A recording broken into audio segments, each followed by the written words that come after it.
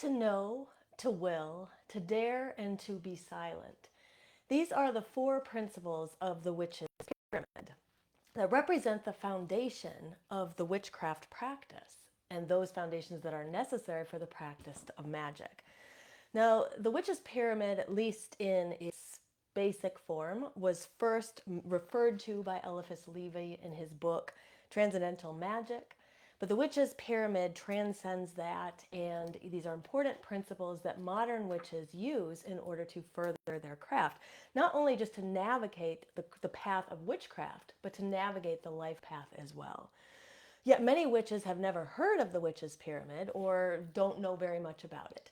And so today, in today's episode, we'll be talking all about the witch's pyramid. We'll be exploring the 4 and sometimes 5 principles of the witch's pyramid and how you can use them in your own practice. So merry meet, I'm Aislin. This is Ask Aislin, and I'm here tonight talking about working with the witch's pyramid. So if you're joining us live, you can leave questions, comments in the chat. As always, we have a Q&A at the end, and I'll be watching the chat as we go. I see Kurt is here with us and Melinda. Hi, everybody. And you can leave a heart as well or a thumbs up, and that just helps us get this out to the feed of more people. So we're going to go ahead and dive right in and start by talking about what is the witch's pyramid, and then we'll talk a little bit about where it comes from and how you can use it. And I see Jamie is here as well. Hi, everybody in the chat. Welcome. So the witch's pyramid is sometimes called the 4 pillars of witchcraft. And actually, we're going to find that it has many different names depending on what time period we're looking at.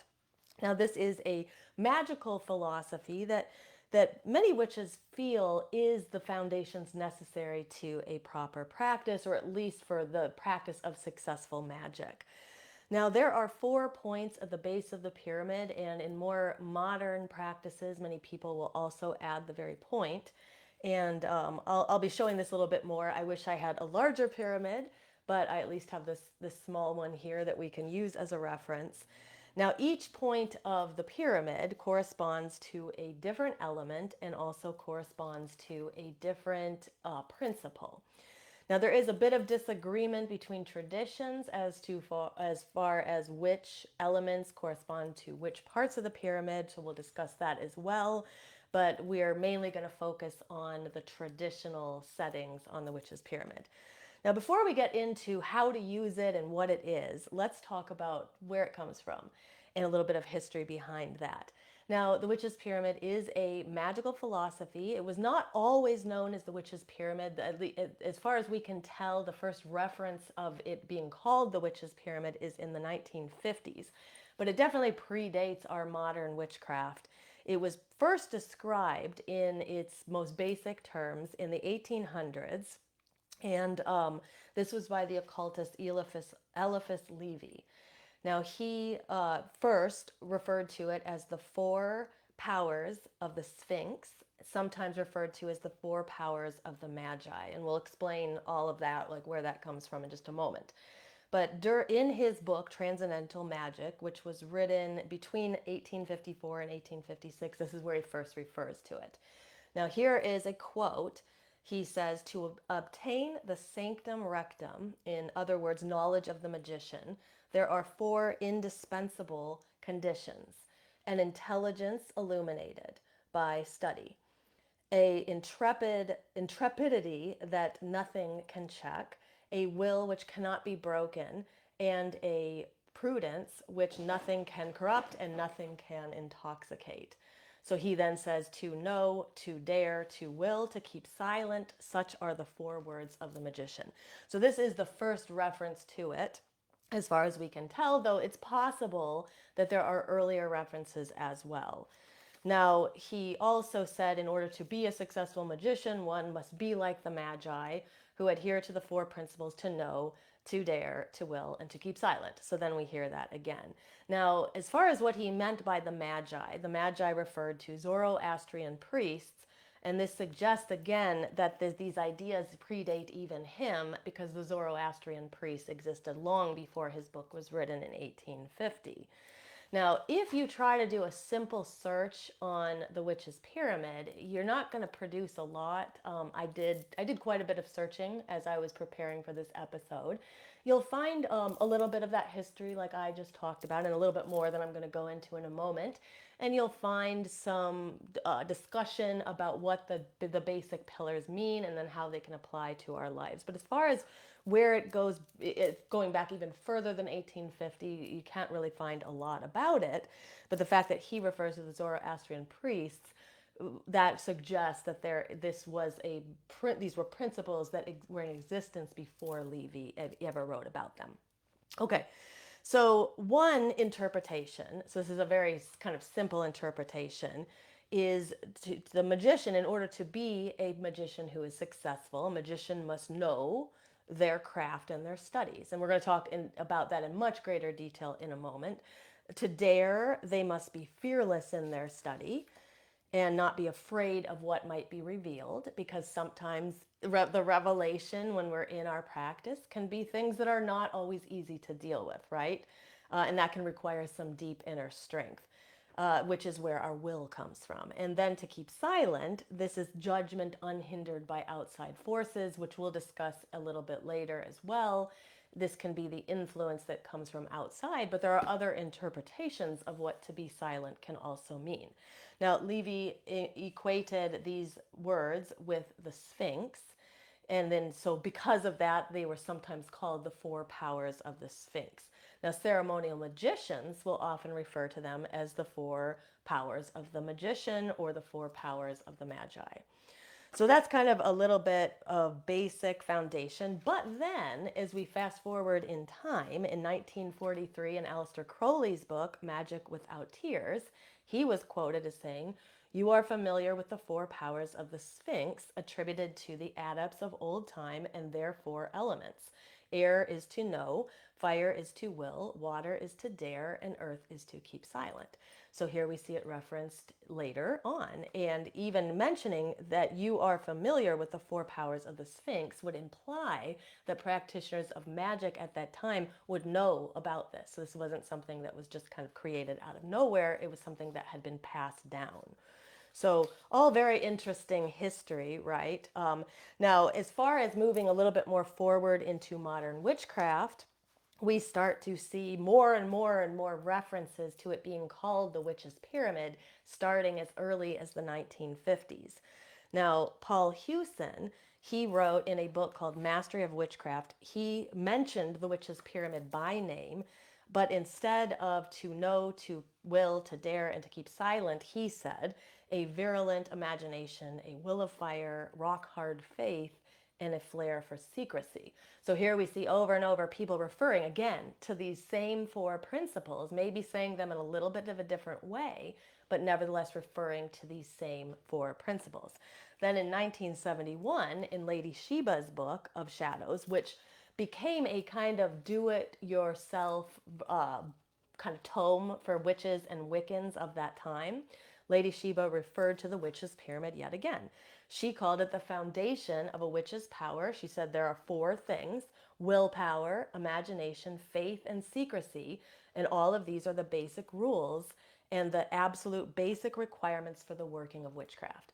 So to me, it's so interesting, right? You know, it eventually makes its way into even more modern pagan texts, because both Hewson and Sheba, their books will go on to reference many of our modern authors. So we'll even see authors like Christopher Penczak in his witches. I think it was in the temple of the inner temple of witchcraft, though it may have been the outer temple. But one of those two books, he also refers to this.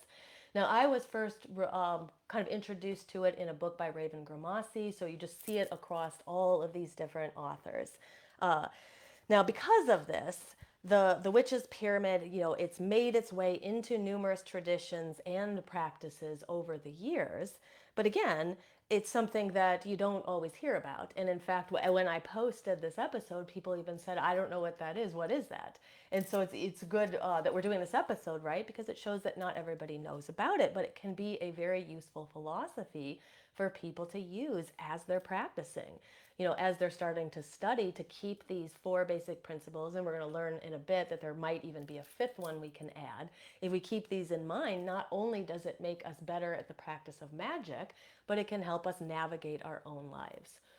So just pausing to say hi to a few more people. I see that Colleen is in the chat, and let me see here. There we go. Sometimes the chat gets a little hidden from me. I see Joshua's also here, Mary Meet, and then Jamie says she loves the books Inner and Outer Temple of Witchcraft, which are just hands down two of my favorite books by a modern pagan author. Khalid says she's reading through the Inner Temple right now. Yeah, those books are very, very foundational. They're the ones I recommend to everybody. But I think it's always interesting to trace back where do some of the ideas come from, right? And so that's what we're talking about tonight. Okay, so what does the pyramid mean? Okay, so returning back to my little very small pyramid here, which is, by the way, this is a really nice pyramid because it's porous and you can rub essential oils into it. But we're using it for demonstration purposes today. So generally what will happen is at the base of the pyramid are the four different elements. So starting with air, fire, water, and earth, and then sometimes we will introduce the fifth element of spirit at the very top of the pyramid. Now, air is to know. So let's go into what that can mean. Now, these philosophies, these principles, they are open to interpretation. So the different interpretations that I'm going to suggest today are due to research that I've done and my own, I guess I would say, interpretation of it, how I feel it, I feel it means to me in my own practice. But these tools are an invitation to you to kind of contemplate them. Think about what they mean in your life. Use what I'm saying as a jumping off point, and then think about how you can apply them in your own interpretation. So to know. So on the very surface, I think the easiest probably way to interpret to know is to think about what we're doing in our practice. So successful magic requires that we have an intention. If we don't have an intention, it's going to be a bit harder, and I shouldn't even say a bit, it's going to be much harder for our magic to find its proper place in this universe if the intention is too vague or there isn't really one, right? So we know in working with spellcraft, really getting good at spells, that the more specific we can be with a spell, the better. And then I always add on this caveat that leaving some room for the universe to work its magic, right? So an example of like a very clear I guess a very clear intention for me would be to, like, let's think about money magic, because if we're not careful with money magic, we may get the wrong kind of work. If we just say, I want to have money, it might not even be work. We could end up getting an inheritance from a loved one that passed away. And that's usually when we're doing a spell like that, that's not what we're hoping for, right? So there can be kind of negative ways that the money can come to us. But on the other hand, if we are expecting to bring in money through a job and we're not clear on the intention, it's possible that we will bring in work from an undesirable source, or we'll bring in too much work. Or maybe we're trying to shift our way into like a different field or something, and then we're still continuing to bring in the work from the other field. So I can speak to this very much because I'm, as you know, trying to grow Body Mind Witchcraft and our Shadow Seekers membership and my course Demystifying Witchcraft. And so I'm very careful with money magic spells, because what tends to happen is if my intentions aren't clear, it starts to bring in more money from my tutoring business. And that's not the business I'm trying to grow. That's the business I'm trying to let go of. I'm keeping it as a means to an end to pay the bills, but it's not the one I'm trying to grow. So long story short, what this shows us is that the more specific we can be, the better. Now, the other thing about intention and kind of really having that knowledge of what we want to draw in with our magic, is the idea of the higher self. So when we are in tune with the higher self, we're going to be much more in tune with the proper intentions that are going to forward our life in a positive direction. Now, when we're not so in tune with the higher self, then we are liable to draw in things that aren't for our greatest good, or we may not recognize whether or not these things are for our greatest good. So think about like a love spell. If we're not really clear, if we're not really connected to the higher self, we may start bringing in people and attracting people who are just not aligned with our higher good, and they may be there perpetuating patterns from the past. um, a variety of different things can happen, right? But when we're keyed in and we're connected to the higher self, we're much more likely to understand the intentions of the higher self, which means we put those out into the world. Now, that's a whole other topic, and we do have an episode all on the higher self that you can check out on the Body Mind Witchcraft YouTube channel. But I think one of the best ways to really start working with the higher self is to do your shadow work. The more stuff you clear out of the, from the muck and the mire, the more able we are to connect to the higher self. Now, moving into a second interpretation of to know. So the first interpretation is kind of to know our intentions when we're doing our magic. But a second interpretation is gathering the knowledge that we need, right? So that knowledge can come from books, it can come from teachers, it can come from talking to other witches, being a part of a group, going to classes online, going to classes in person, going to Pagan Pride Day. So like all these different ways that a person could learn more, right? That is what to know means. That's what to know, it seems like a no-brainer, right? To know is to understand more about the craft. Now, some of the knowledge is intuitive, and and especially there may be things that we have learned in the past that maybe didn't quite resonate with us, or maybe it did, but it fell off to the wayside, and then later it returns. Always kind of remembering that there is a cyclical aspect to knowledge as well. To me, knowledge of the craft is a continual practice. It doesn't matter that I have been practicing for almost 30 years and I've been a high priestess for, 12 of them. I still learn constantly. I'm still taking classes. Like I teach classes in Shadow Seekers, and I do free workshops and things like that, but I'm constantly taking classes too to progress myself. So it's a constant thing that never really stops.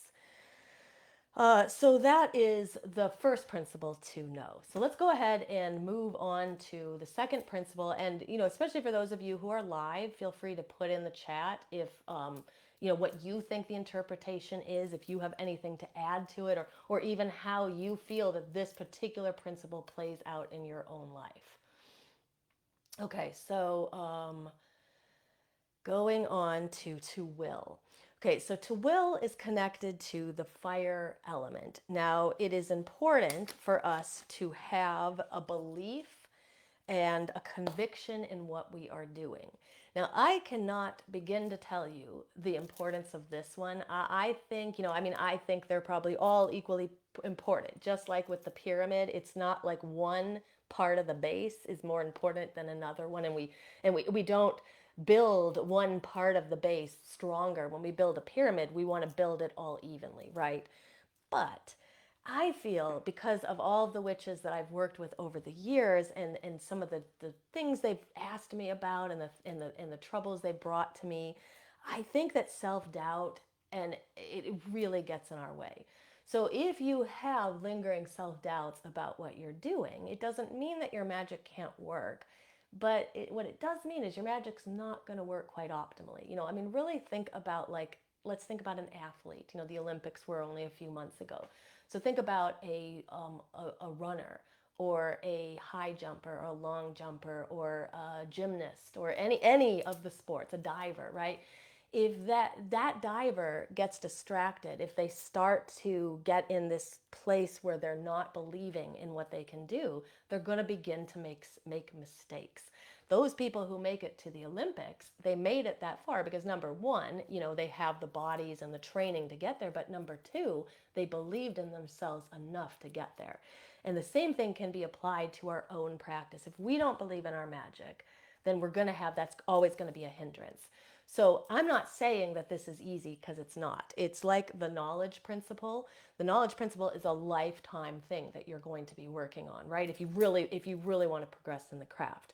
Now, the self belief, this idea of, really having that will and that fire behind us, that also is a lifelong process, and you will cycle in and out of it, and you may find that you're up at the top at times, you're believing in yourself, and then something will happen and you may find yourself back down on the bottom. And it can sometimes feel like we're falling or we're moving backwards. And what I always remind people is that your journey is a cyclical one. It's never going to be a linear journey of witchcraft. In fact, very few things in life really are linear. We make it out to be as though they are, because that's the patriarchy's concept of time. Just look at timelines. That's like in history, that's really all we care about are these timelines. But more recently, history, we're starting to look at history as more of this cyclical thing and making connections and seeing patterns. And the same thing applies to us and our growth and our even working on something like self-belief. Is when we find ourselves back down at the bottom, just realize there's more work to do and strengthen the solar plexus. But the idea is, I think that as you learn, you begin to strengthen that self-belief naturally. But we always have forces against us. We have this inherent self-doubt. So many of us, we live in a culture that really, it places science much above intuition, right? And we disregard our intuition, and we negate things that can't be scientifically proven yet. So all of this, to me, lends itself to fertile ground for a culture of people who lack self-belief. Okay, so this one is so, so important. So the other thing that I think is really important, when we're strengthening our self-belief, is to really think about will versus true will as well. There's a difference. So Aleister Crowley, he referred to true will as really the will that is connected to the higher self. So it's the will of the higher self that understands the life path, it understands, it knows what we're here for, it knows why we've incarnated, it understands our soul contract, it understands all the shadow work we have to do. But most of the time we're operating in just the general will. And your will is operating just anytime you choose to do something. So you can choose, and I can speak to this one because I smoked for many years. You can choose to pull a cigarette out of the pack and smoke it, and that's my will that is operating when I do that. But or when I did that, because I don't anymore. But the true will, it would be hard to conceive of the true will being in alignment with something that was bad for our health, right? So when we're operating under the true will, we're operating at our own best interest. And what's the best way to find and connect to the true will is to find and connect to the higher self. So all of this is connected. Now, when we work with the fire element, we further strengthen this idea of will as the second principle of the witch's pyramid, working with the solar plexus. This is a big one here. If you start to work with your solar plexus, I think everybody should be working with their solar plexus. But if you start to work with your solar plexus, then you're going to start to transform that self-doubt into self-belief, and you're going to strengthen your will, and you're also going to strengthen your true will. So that is the second principle. So I'm just gonna, let me just look and see with the chat.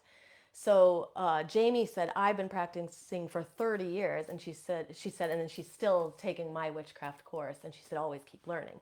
Yeah, and when I market that course too, that course, Demystifying Witchcraft, is very good for people who are brand new to the craft. Because I took all of the things I learned over all those years and put them together into that class. But I also market that class for people who've, want to brush up on everything. They want to have it all in one place, because learning is just a continual process for all of us. I see Sabrina is here. Hi there. And Kurt said, have you taken any classes with Christopher Penczak or Lori Cabot or other individuals? So I have not taken a class with Christopher Penczak, but I have been to multiple rituals and meditations. Well, actually, I guess I take that back. So I did take a class. It was kind of on like meditation, and it was connecting to like flower and plant spirits. I took that back at PantheaCon, which sadly no longer exists. It was just the best thing ever, up in San Jose every single year in February. And that's where I took a lot of classes with Christopher Penczak, or at least that class, and then I attended multiple rituals. And then I also took classes with Starhawk. I've taken them online, and I've also taken them in person. Lori Cabot, I've never met, despite living in Boston for all that time, and I've visited her stores many times, but never met her or got the chance to take any of her classes. And I see Amy's also here. Hello, everybody. Okay, so can keep the comments and questions coming, and just let me know too if you guys, how do you relate to the idea of to will and that connection to the fire element. Okay, so let's go into the next principle here, which is to dare. Now, I'm going to start off by saying that there's a bit of disagreement as far as what element to dare is connected to. Most people say to dare is connected to water. I go all the way back to Eliphas Levi and to Aleister Crowley. They absolutely connected dare to water, and I know that Christopher Penczak does the same. I personally would connect it to water, but I have seen in my research, I've seen some people connect it to the element of earth. But we're going to move forward and connecting it to water for now. So we have, when we are doing our magic, we also need to be able to kind of follow our intuition. We need to be able to follow the pathway forward, which isn't always an easy one, right? We need to be brave enough to be able to go beyond our limitations. We need to be brave enough in, like I mentioned, a world that is so married to science and rejects kind of the spiritual. Though we do see more and more of the spiritual becoming more prominent, but nevertheless, it kind of rejects our intuition, rejects our spiritual in this aim or this desire for science. Now, I believe that both are absolutely possible. I think that they are intertwined. I don't think that one necessarily negates the other. I think they happily can live together. But we live in a culture that doesn't necessarily believe that. So we have to be brave enough to stand up to the face of people who may say that what we're doing is stupid and may say that what we are doing makes no sense, right? And you're playing, right? I literally had a therapist. This is going back probably 15, 20 years, maybe not quite 20 years, but maybe about 15 years ago. I literally had a therapist who said that witchcraft was, oh gosh, what did she call it? Magical thinking. That's what she said. Now, that sounds like okay to you unless you know what magical thinking means in psychotherapy. It's actually like part of a disorder, and it's where people are not living in reality. So to actually have somebody like a therapist with a PhD say something like that to you, thank God I was far enough in my path that I was just like, fuck that. Oh God, I'm not supposed to. I don't think I'm supposed to say that on here. But I was like, whatever. At least I was able to, go beyond that. But uh, anyway, uh, but to have that mentality among people who are providing care, that to me is a major problem. And so that is why we have to be brave enough to go beyond that, to like kind of laugh in the face of that idea, right? Daring to surrender to the universal energies as well. That's not easy, to just be able to, be in our lives and say, I'm going to surrender to the forces of the universe. I'm going to surrender to the lunar cycle. I'm going to try to live this way where I'm shedding things at certain parts of the cycle and I'm building my energy at others. There is a second interpretation of to dare, which is, we may face discrimination. We may be in, witches of old were in physical danger. There are still places in this world where a person can be put together or put to death for being a witch. Thankfully, not here in the United States and Canada and Europe and where most of our followers are, but there are places where this still happens. So we have to be courageous enough to walk that old path, and I think that is really what to dare means. It's such a, to me, a beautiful. I almost think of us as warriors, right? Keeping alive the ways of the old ones in the face of places where people may reject them, right? So let us go on then. Just in the interest of time, I'm going to keep moving. So let's go on to keep silent. Now, to keep silent is a is connected to the earth. That's what Eliphas Levi and Aleister Crowley both said. Though sometimes you'll see if people connect to dare to earth, the earth element, then they will connect to keep silent to the water element. But we're going to move forward with the element of earth, and this is to keep silent. So, one interpretation of to keep silent is to be silent, grounded, and centered. Centering and grounding our energies is the optimal way that we will connect to the element of earth and therefore be able to have a foundation that can lift us up. So, you've probably heard me talk about this before when we're trying to connect to the third eye. We want to ground down first. So you think about a tree. A tree does not begin to grow upwards first. It begins to grow downwards once the foundation is built and anchored. Only then does it rise up. And so, in some ways, this can be that kind of silent growth. It's the growth underneath the surface that nobody sees at first. And maybe even you don't even see it at first. But nevertheless, it's there. And it becomes our foundation. And it means that we become grounded and centered and we're better able to do our magic and our practice. Now, there are some people who will interpret this one to mean do not speak afterwards. So after your spells, don't speak in the fear that there may be people that you would speak these words to that would undo what you've done. Now, probably that particular interpretation is probably stems from an older interpretation where people did face danger. So you would face danger if you practice the craft. If somebody found you, again, you could face death, you could face imprisonment, you could face public ridicule, right? Uh, so there would be ways. So like even if we think back to the sigils and making sigils, sigils were traditionally made out of wax, and the idea behind it, or at least the speculation, is that they was so that people could throw them quickly in the fire and they could dispose of all the evidence of spell work very quickly. Now, the modern witches, we don't have to worry about this as much because, like I mentioned here, we don't have to fear for our lives, hopefully. But we may have relatives who are very against what we do, and we may fear them finding out. And so, for that reason, maybe to keep silent is important for us. I think at least in general, and going off on that too, making sure that we're not sharing what we're doing. Maybe there's people that who aren't necessarily totally against it, but they are negative. They kind of have negative opinions about things. So sharing with them what you've done in your spell work, only to have them return kind of negativity about it, or oh, that won't work, or that's stupid, or people who don't have your best interests at heart, maybe we don't want to share with them what we've done. I don't really necessarily think that sharing undoes our magic. So some practitioners will say when you talk about what you've done, it undoes what you did.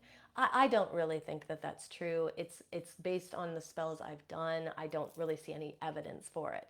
But what I do think is that sharing aspects of ourselves with very negative people who aren't going to respond in an uplifting way, it just gets in the way of the energy. It just muddles things. It muddies up the waters that we just don't need that. So hopefully you have people, like if you do have the need to speak about it afterwards, you hopefully have some people who are supportive. And if you don't, and you're not in our Body Mind Witchcraft group, make sure you join it. I know as we're going live, everybody here is in it, but if you're watching on YouTube, join us in Body Mind Witchcraft. There's a place where you can talk about this stuff there very safely and feel that those who are listening to you are supportive. But hopefully you also have some supportive people in your life, and those are the ones that you choose to share what you're doing with. Now, another interpretation, though, of to be silent is to be silent enough so that you can hear the voice within. So you've probably heard people say, there's this balance of talking and listening, and sometimes we talk, and even when other people are talking, we're still thinking about what we're going to say, so we're not really actively listening to them. So that is a good practice to get into, is to really start to actively listen to the people that you're talking to. But if you can also silence your own kind of anxious thoughts and running that sheet of reedy in the mind. It's that kind of monkey mind that goes over and over, and it's filled with doubts and to-do lists and things that distract us. And if we can somehow learn how to silence that, then we'll be better able to hear the voice within, that which is our intuition. So this is why meditative experience is so important. Even if you're not very good at it, just doing it over and over can help train the mind to start to silence some of these thoughts. So that is, I think that would be some of the best interpretations for to be silent. Okay.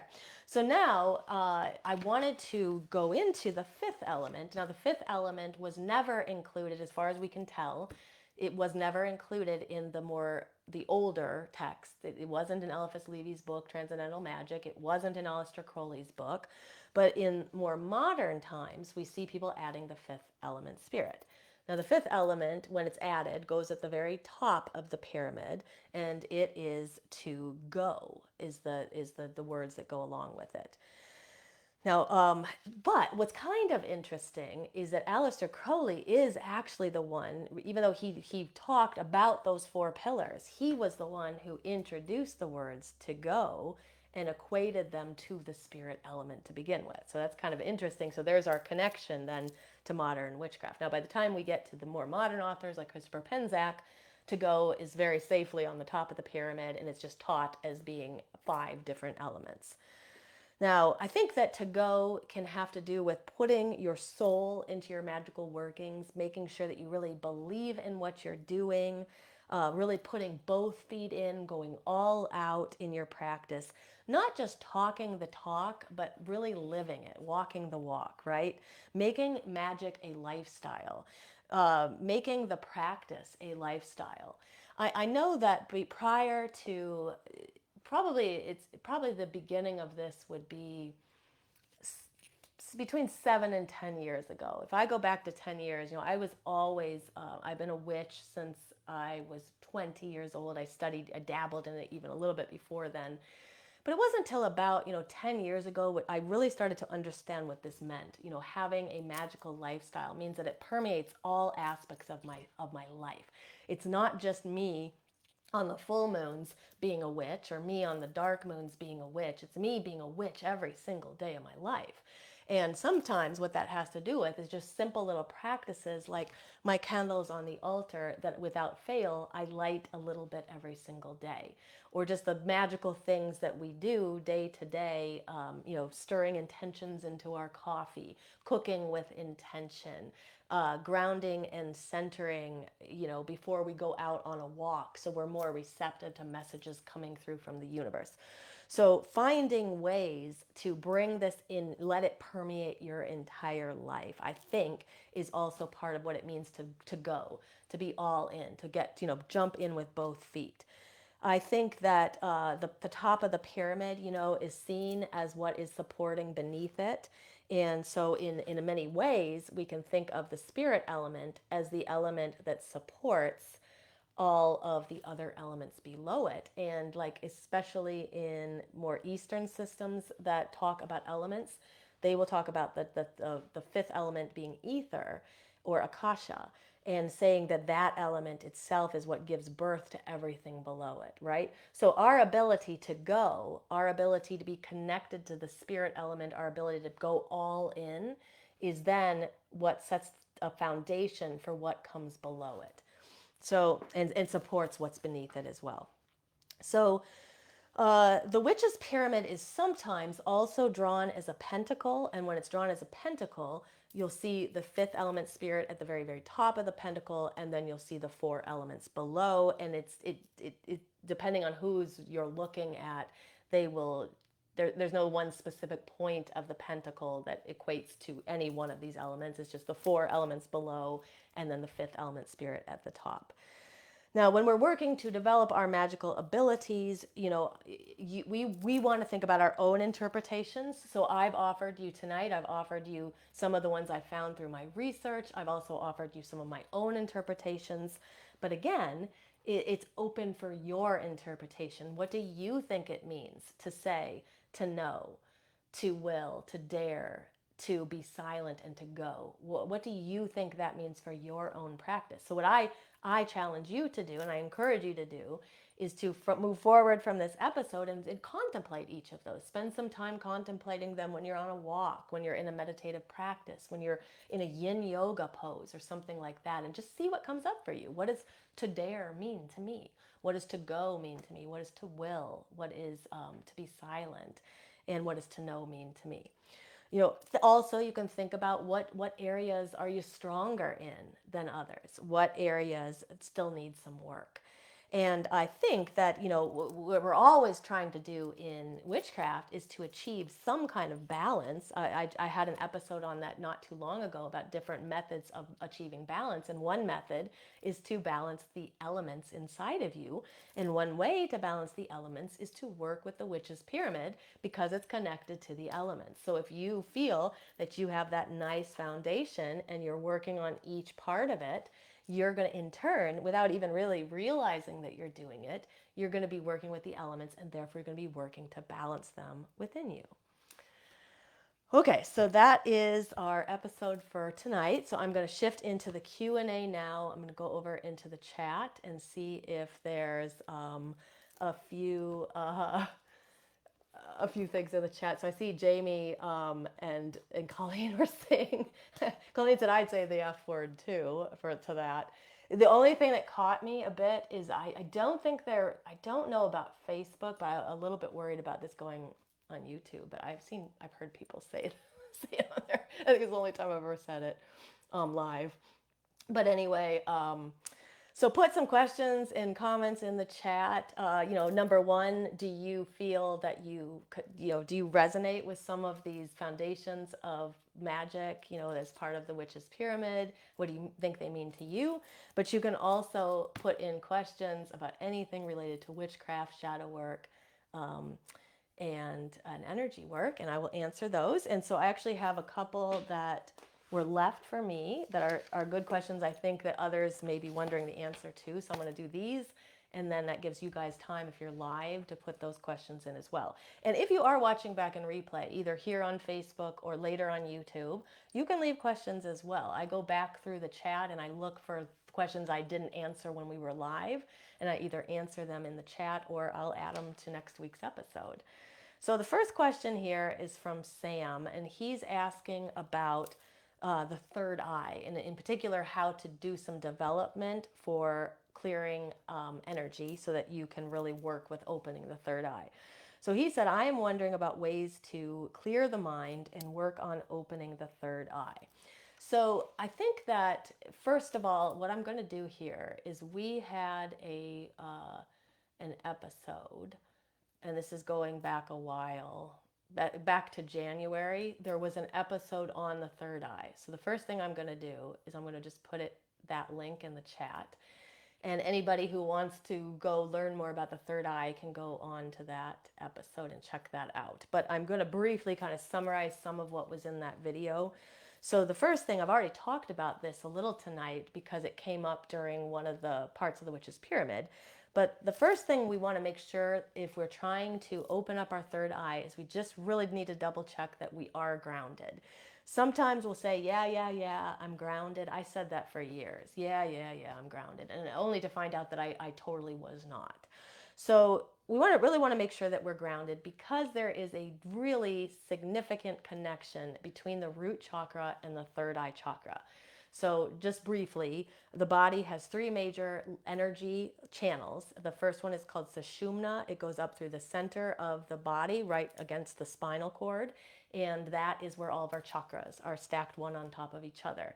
And then in between, on either side of it, is the Ida and the Pingala. And these are the masculine, the feminine is Ida, and the masculine is Pingala. And these are the feminine and masculine energy channels.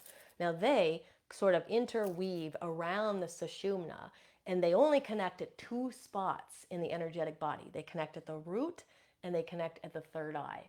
And for that reason, that is why grounding down is the number one most important thing for people to do who want to open their third eye. So most of the time, that isn't the answer that people are expecting to hear. because it seems like the root is so far away from the third eye. How could it possibly be the answer that they need? But it can significantly help people if they start to do some root chakra work and some grounding work. Sometimes doing only that alone can actually open up the third eye, and people will see an increase in their intuition. And it doesn't seem like they should, right? Because those seem like unconnected ideas. But when we know the anatomy of the energetic body, it makes a lot of sense. So the next thing, kind of like jumping off from that, would be to working with the three lower chakras. So working with the root chakra, that's about our grounding. Working with the sacral chakra is about our emotions. So if we are kind of emotional, if we're carrying emotional traumas, baggages, things that are just kind of in our way, that can get in the way of intuition, because what's going to happen is your energetic body is going to prioritize all of the things below before it's able to prioritize things that are above. So it's going to be taking care of the emotions. It's going to be making sure that we're stable, secure. If we're not, it's going to be fixated on that. And there's not going to be as much energy moving up into the higher chakras to allow us to expand the third eye. So if we can work with the sacral chakra, we can sort of clear out some of the emotional stuff that may be getting in the way. And then moving up into the solar plexus, this is where our self-belief is. So if we don't fully believe in our ability to open the third eye and to, really expand our intuition, then we're not going to be able to do it to its optimum. It's not going to be possible. So that is why these three chakras, to me, are the foundation of work with the third eye. It's got to make sure we're doing that work first. Now, once we're kind of working on that, let's say we start to work on the root, maybe do a month of work on the root, a month on the sacral, a month on the solar plexus. At the same time, you can also be doing some third eye exercises. So third eye exercises, like yogic eye exercises, are very good. I show some of them in greater detail in that video on the third eye. But just a very, very simple one is you look up and then you look down, and all during this you need to keep the head totally stationary. So we don't want to move the head at all. So it's just the eyes up and down, and then they look to the upper right and the lower left, upper right, lower left, upper left, lower right, upper left, lower right. And then sometimes people will like do like circles with the eyes, kind of like do circles with them. And then you can rub your hands together, close your eyes, and then just press your hands into your eyes like that. And then you can do a couple more rounds of that. And those those yogic eye exercises will stimulate the third eye over time. And I recommend too, if people are going to do some like journeying meditation, they're going to do some intuitive work, they're going to read cards, something like that. You can start with those yogic eye exercises to help open up the third eye before you do that work. Now, another thing you can do is a third eye meditative exercise, and this is where you just have to kind of get into a meditative state first. You just get really calm. You just close your eyes and breathe in and out. And I would do that for a couple of minutes, just normal breathing. And then when you're ready, you're going to do this breath, which is kind of like the reverse of what we will often do. So oftentimes when we're doing breath work, we'll inhale and we'll hold it. But here we're going to hold on the exhale. And so what you do is you inhale just normally, and then you exhale just normally. And then when you get to the bottom of that exhale, before you take the next breath, you hold your breath and you bring your attention, with your eyes closed, you bring your attention to the third eye. And so to me, it's like if you can remember those magic eye posters and puzzles from the 80s, and there was this mechanism that you had to do with your eyes. It's basically kind of like making them go like a little bit crossed. So I sort of imagine like focusing, even though my eyes are closed, focusing right here on the bridge of my nose. And so on that exhale, while you're sort of holding your breath, you just focus on your third eye internally. And then I usually count like a pulse of like 5, 6, 7, 8, something like that. And then you can inhale when you need to. And then on the next exhale, you exhale all the breath out, hold it at the bottom, bring all that focus back up to the third eye. You count that kind of count to 5 or to 6, 7, 8, something like that, as much as you can. while focusing on the third eye, and then you inhale. And you do the breath over and over and over again. And in our Shadow Seekers membership, we actually have a video where I take people through all of that, but you can also do this practice on your own. This is a meditative practice that I learned about reading a book about Sedona, and then I tried it in some of the vortexes in Sedona, and it really expanded my third eye while I was there. So it's a really good practice to use, and can go a long way with opening up the third eye. And then a few other things to try. Candle gazing is always a good thing for stimulating the pineal gland and therefore the third eye. And there's also a mudra called the Hikini mudra. It can be used for the solar plexus, but also can be used for the third eye. It's just where you bring all the tips of the fingers together. It kind of looks like a pyramid, like what we were talking about today. And then sometimes people will bring it to the third eye, or you can bring it to the solar plexus. And you can use this while you're doing those yogic eye exercises or that meditative third eye opening technique, or just in your normal meditation.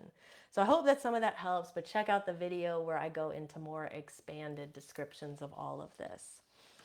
And then a second question came from Nicole, and she said, what are some good ways to dispose of items after a spell? She said trash, burying, or out in nature if items are safe and biodegradable. Should they be disposed of far away from the home? So this is a good question. I've been asked this one, many times before. So I know people are always wondering about this. So in my opinion, I think first and foremost, your intuition will tell you where to dispose of the spell ingredients. So it kind of depends on what the ingredients are. And so I'm just going to give you some of my thoughts on it, and then I just encourage you, you take what resonates with you, but use your intuition. So if what I'm disposing of is going to be like an ingredient a offering, what I do there. So let's say I made some offerings to the gods or to an ancestor or something like that, and eventually, especially if those offerings are food that is going to go bad, what I do is I take that out to a part of my yard, and I have a specific place where I leave my offerings, and I leave it to the nature spirits. The idea with an offering is that in the spiritual plane, by the time the ritual is over, the offering has already been consumed. And the spiritual essence of it has already been consumed by whoever you offered it to. So what's left over is just what's here in our three dimensions, and it's lost its kind of essence. And so you don't have to worry so much about what you do with it. But I like to still kind of offer what's left to the nature spirits, and that's why I always have this practice of taking it outdoors and putting it there. Now, I think that what Nicole was probably really talking about, though, she's talking more about components of the spell, the leftover ingredients, things like that. So I think it depends on how you feel about the spell, depends on what the intention was, and what ingredients are left over. So if it's like some paper that has been burned, I usually scatter that to the wind. If it's like, let's say somebody though did like a banishing or something like that, that is where I would be a little bit more cautious with the ingredients. At some point, you may decide that you don't want those ingredients in your house anymore. I think that all these things that Nicole said, burying out in nature if they're safe and biodegradable, I think that is a great place to leave the ingredients. The trash is also a fine place.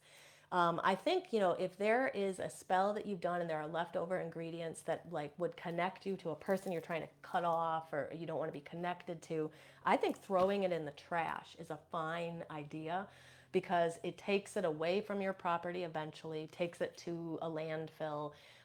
It's not like the intentions are still in it. It's not like we're taking bad stuff to the earth or anything. It's like your work has been done on the etheric plane. What's left over, again, just like the ingredients left over after an offering, what's left over is the stuff here in the three dimensions, and it's lost its essence of whatever it was. So you can dispose of it in any way.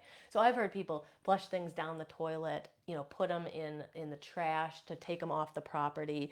I mean, if it's something where there's like a lot of like negative energy, like let's say it was a huge like banishing or something like that, I might, if my trash wasn't going to come for several more days, I might drive and take it off the property and throw it in a dumpster, not on my own property, you know.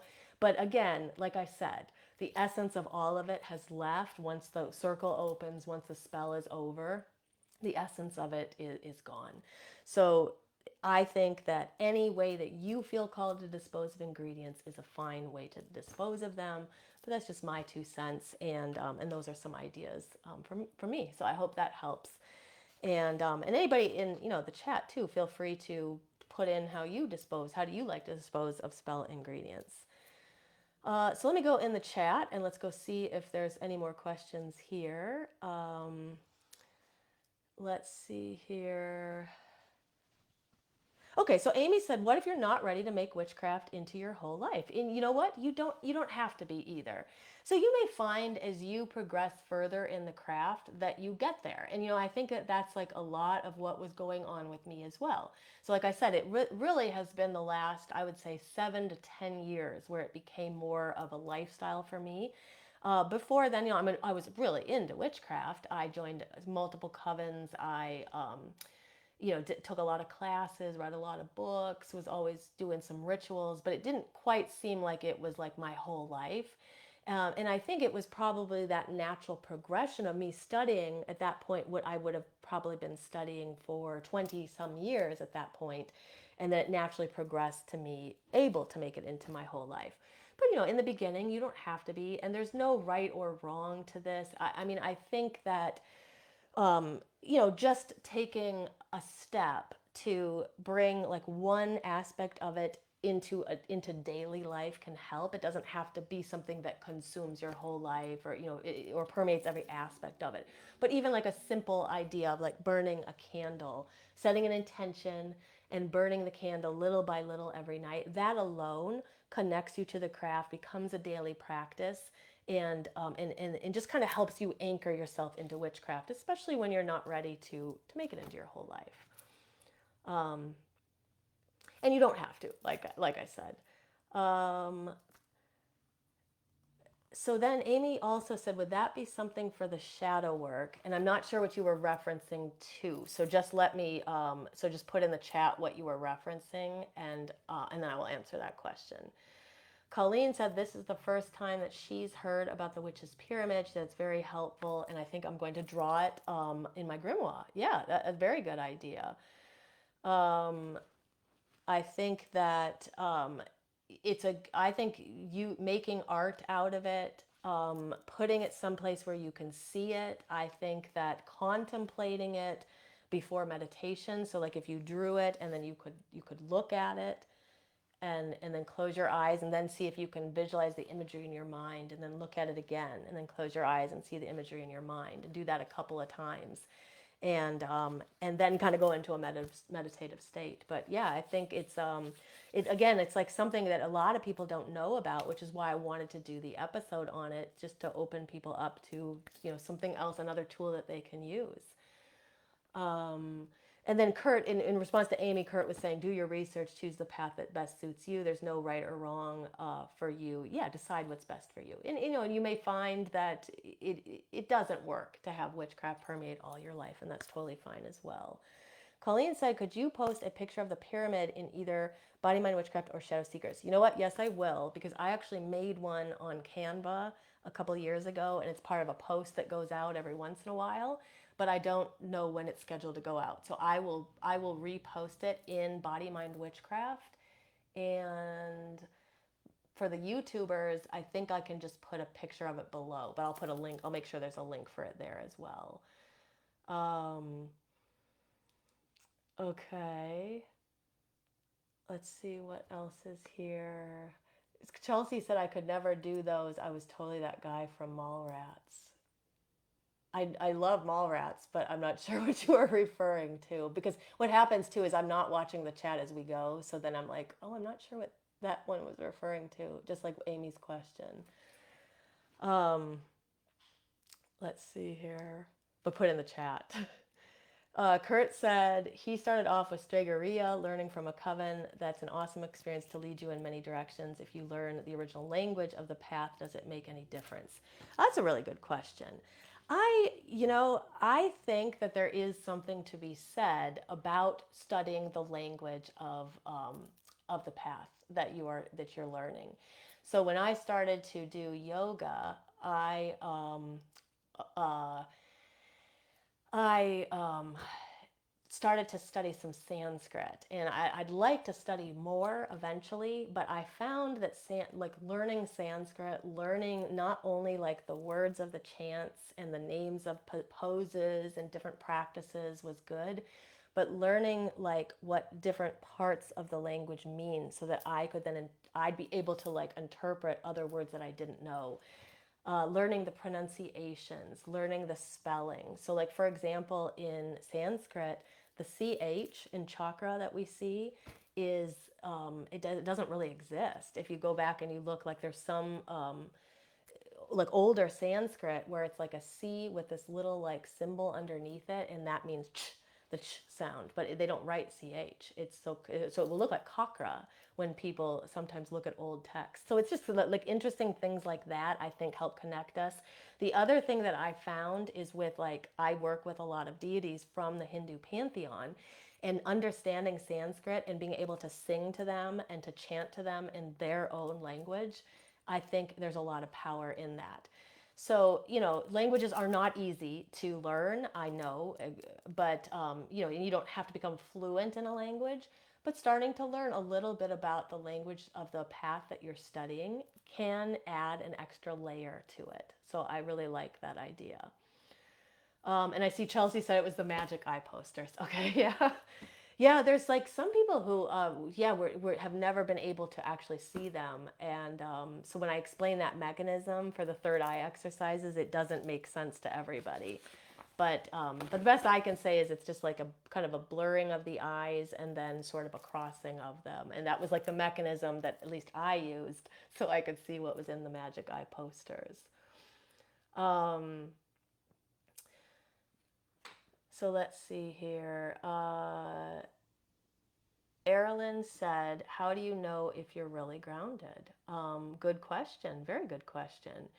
So I think that a way to know that you're pretty grounded is, first of all, I would think about when you meditate, how able are you to get into it? So people who are fairly ungrounded will have a fairly hard time getting into meditation. And sometimes what that means is they need to just find a different meditative technique. So just sitting like this and meditating isn't always the right path for everybody. But that's one way to kind of know you're grounded. If you study the root chakra, there are like certain principles of the root chakra, like stability, security, money. Those are all kind of finances are all related to to the root chakra. And if you feel good about those kind of areas of your life, then that tends to mean that the root chakra is stable and strong, and therefore your grounding ability is also stable and strong.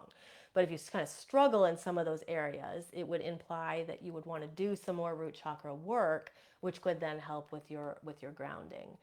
But it's oftentimes it's a scattered feeling. Like I thought on principle that I thought I was grounded, but really like my lifestyle was kind of scattered. My ideas were kind of scattered, and I didn't really feel secure. It didn't feel like my roots were dug down into the earth very well. That's how I kind of learned that I wasn't very grounded.